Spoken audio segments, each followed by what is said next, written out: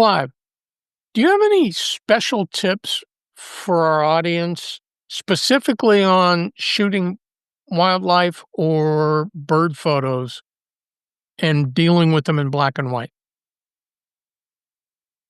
Wow. Good question. I think for me, it's all about being patient. Wildlife is never going to come to you on demand. You know, yes, okay, the shot we're talking about today was taken at a bird of prey centre. So I can guarantee I'm going to go and I'm going to find something.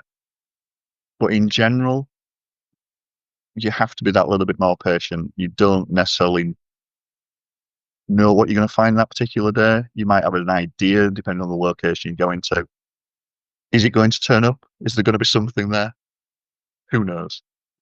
Um, I think that brings me quickly on to the get to know where you're going and where you're shooting.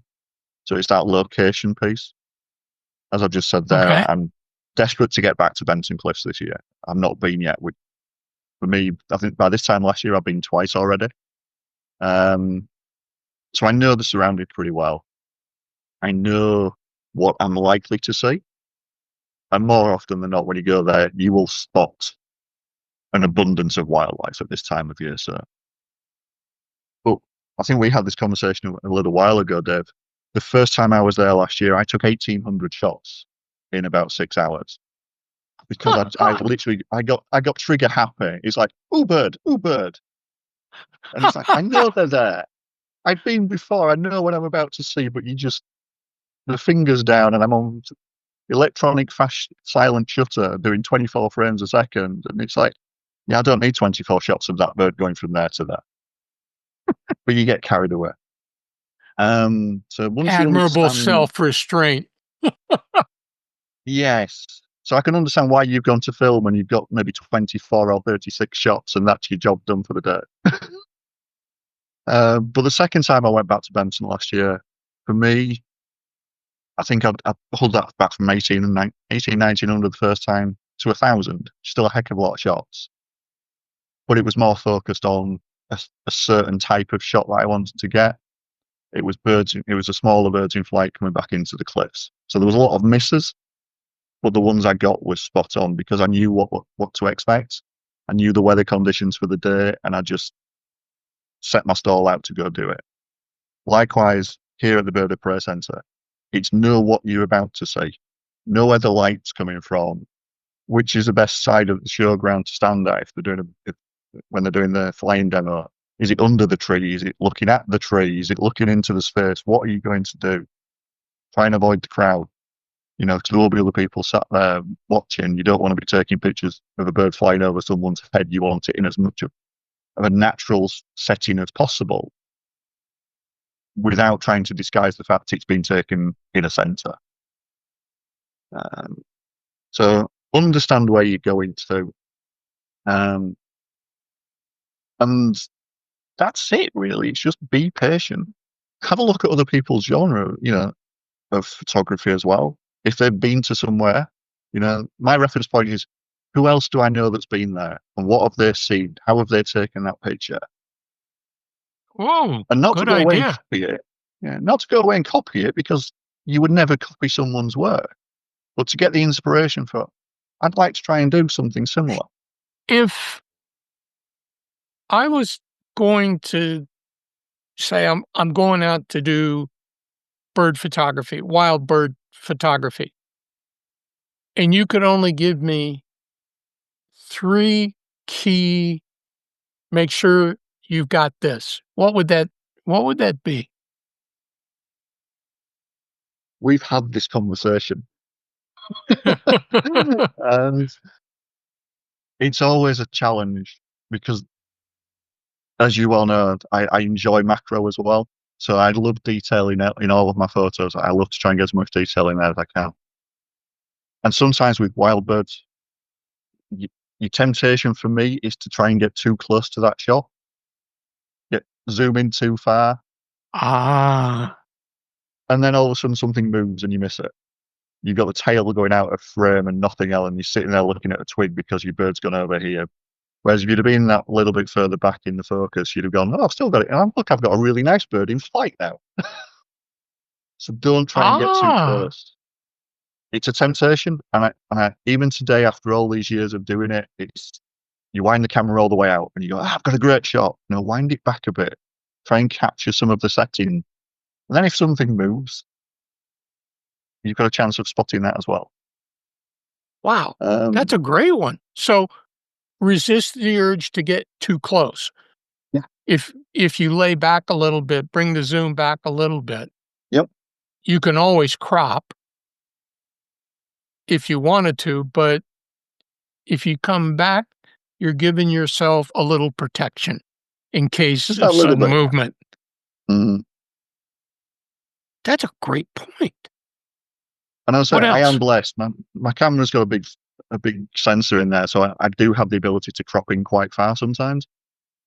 But it's something I'm teaching myself. You just step back a little bit. It's almost like sometimes in life, I think we just have to take that step back. And I think it's the same with photography. Rather than zoom it all the way to 500, take it back to 400 or take it back to 300. What else is in that scene that you may not have noticed because you focus purely on the subject? Okay, all you aspiring bird photographers out there, that sounds like a really important tip. Don't get Um, too close. Getting too close, yeah. I think the other one for me, and I know it's widely mentioned, is make sure when you put your camera down, you can you reset it. So you put it back to your default settings. So you know full well you can pick that camera up at the spur of the moment, turn it on, and it'll be at a shutter speed you're familiar with. It'll be an aperture you're familiar with. That way, you can start shooting. And again, with wildlife and nature, you need to be prepared. Just something happens, have the camera in a position where you're not having to think, oh, hang on a minute, man, my shutter speed's down at a tenth of a second because I was shooting something really small in the dark. You need to be back thinking, right, I'm looking out in the wild again. Can I get to a 500 shutter speed? And hope for the best sometimes. Wow, that's terrific. So get your shot, but then if you're gonna put your camera and your bazooka lens that's attached to it, if you're gonna put it down for a minute or two, always go back to your base settings. Yeah. For As often you, as you possibly can. wow, that's a huge tip. For you, what are your base settings? If you're gonna put the camera down, Yeah. Yeah. So I would always wind my f-stop back to around about f7. Um, Shutter speed generally sits on my camera around about 500th of a second. That way, it's not super quick, but it's not super slow either. So 9 times out of 10, if I was to pick my camera up now, walk out into my garden, I could take something with my camera straight away without changing anything.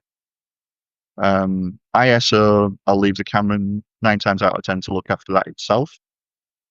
Again, okay? blessed with the sensor that's on there and it handles noise well. But at those types of shutter speeds, it will probably come in at no more than 1,000 ISO anyway, 800-ish.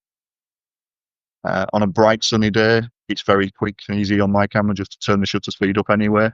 But at least I know I can pick it up and it's there at 500. I can take something that's just hopped into a tree, run across the lawn, and I can do all of that at 500. Um, that's priceless. So just get But I into have the definitely habit. sat there. Yeah. I have sat there before and I picked up my camera and I've gone to shoot something and I've suddenly realized, oh yeah, I was taking a macro shot in the dark almost, and it's there at a tenth of a second, and I'm trying to capture this bird in flight going across the sky. It's never going to happen. You just end up with a blur. No, So that's it's why I a say put it really back to the default. that sounds like an excellent habit to get into. When you finish a shot, reset so that you can put it down for a second and then get ready for the next one. For your particular owl shot that we're talking about today, Hmm. it's beautiful in color and it's stunning. It's powerful in black and white. Thank you. It's interesting because I showed those photos side by side to my wife, Hmm. and she immediately she likes color. She immediately pointed to the black and white and said, "It's so strong, it's so powerful." I said, "The photo?" She said, "No, the bird." How did you in your post-processing, how did you get that the detail and the feathers and the contrasting colors to come out so beautifully? So for me, it's as I said at the beginning, I'll always process to a point in color, see where that photo's going. This particular one, it was a nice image in color, but everything was just a little bit too soft, and I couldn't quite bring out that depth. So put my black and white mask in there, put my black and white layer onto it. Started off just with a very basic, what does this look like in black and white? I always do everything through Photoshop. Quick hit of the B&W. And it's like, oh, there's something to play with here.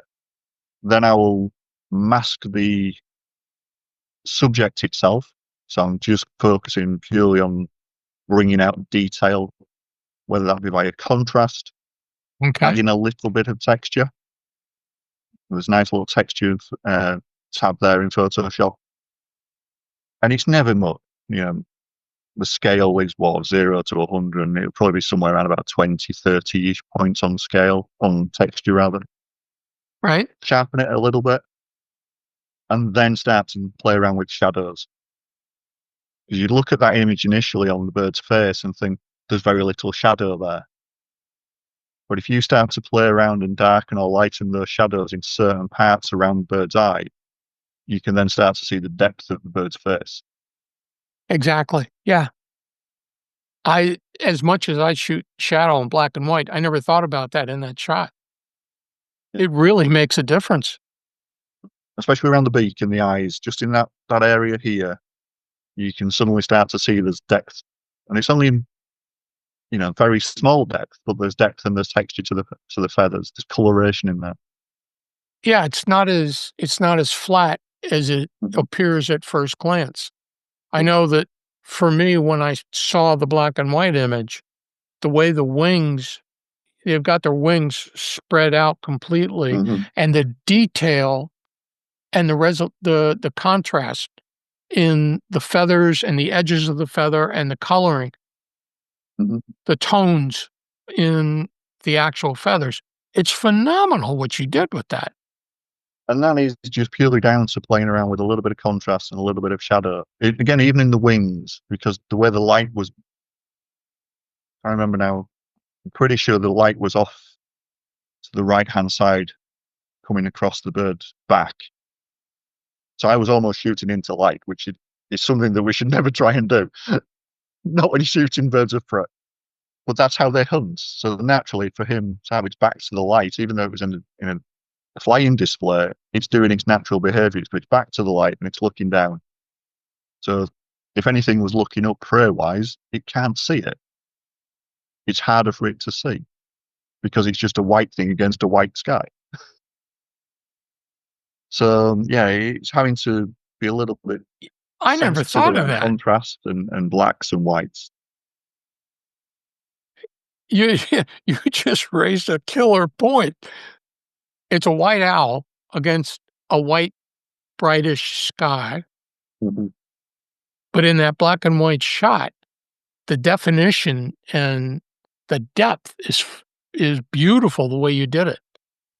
And Well yeah, and I think done. that's yeah, and I think that's why I say editing the color. I was going, yeah, this is okay, this is quite nice, but it's not a you. For me, it would never have been an image that got much beyond. Yeah, it's quite a nice shot. As soon as that black and white layer went in, my mind went, I like this now, and I can see that difference in contrast. The sky becomes irrelevant. In the color version, it's just a dull grey, brightish sky. In the black and white version, the sky becomes irrelevant. It's just there, but the bird popped. It's interesting because in film shooting, uh, in digital, you expose for the highlights, but in film shooting, it's exactly the opposite. You Mhm. expose for the shadows. Let the highlights take care of themselves, so to speak, because of the nature of film. And when I saw that owl shot, the shadows were what grabbed me, the fine definition. Mhm. So it's a beautiful, beautiful shot. And not to confuse everybody, but I'm gonna throw up on the screen real quick one other pair of one other before and after shot that Clive shared with me of a lion, and the color shot is nice. The black and white shot, to me, that just screams why you shoot in black and white.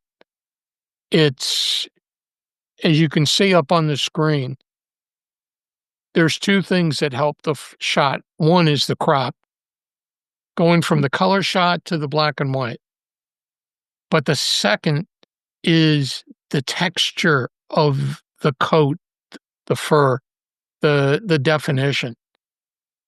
You just nailed that one as well. Beautiful, beautiful shots.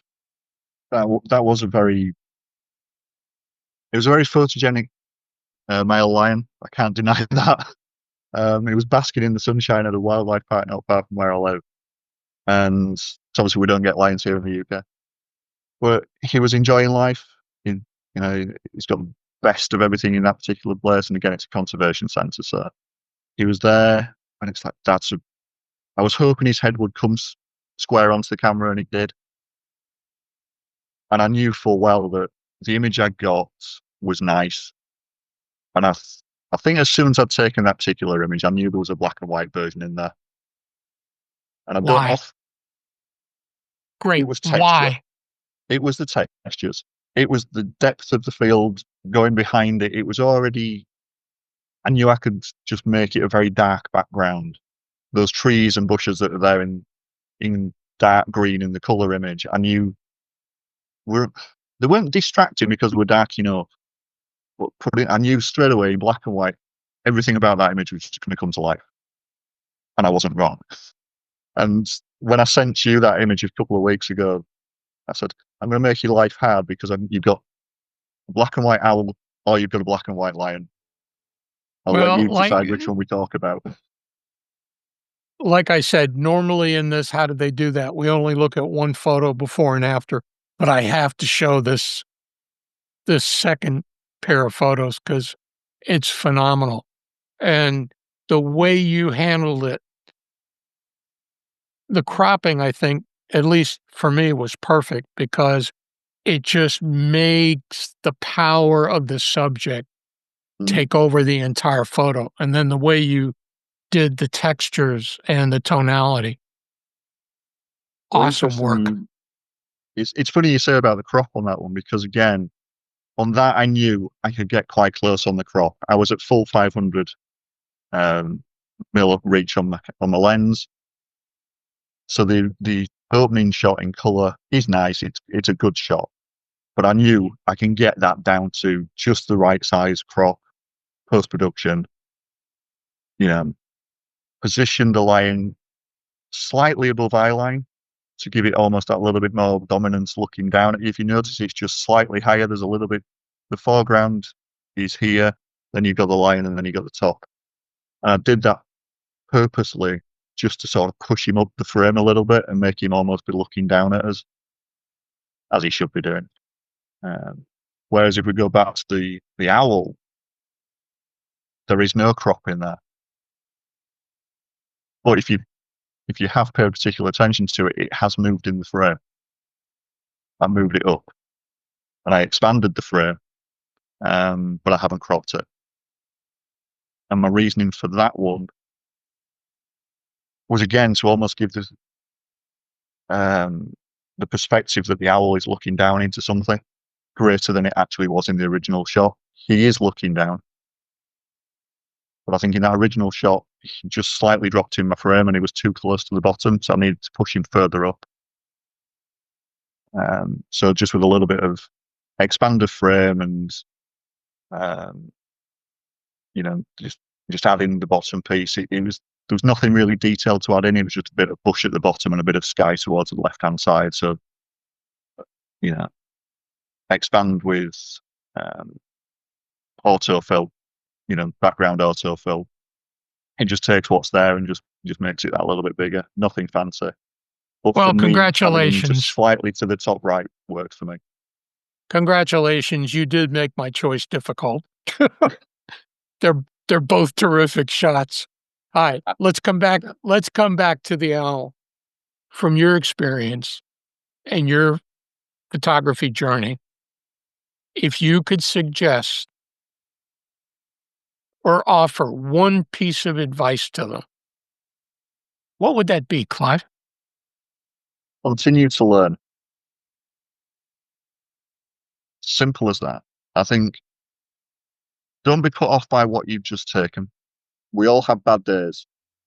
Clive, thanks so much. And to our viewers and friends, thank you for coming to the Black and White Bistro, the espresso of black and white photography. Have a great weekend, and don't forget, go out and practice and shoot, shoot, shoot.